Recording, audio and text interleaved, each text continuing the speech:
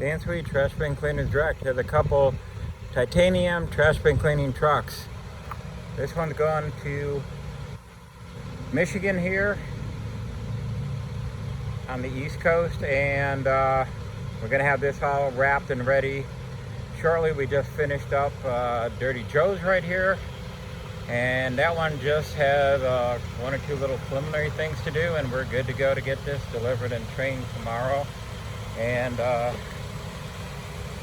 training will happen shortly after we get the Dodge Ram. This is a Isuzu NRR, which is the same rating as the Ram Super Duty 5500 truck there.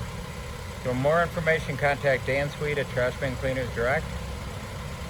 We'll also do pressure cleaners direct.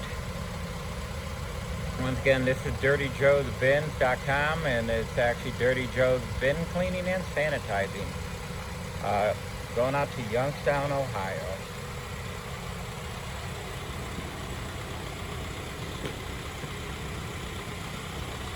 They did a great job even into the windows on here.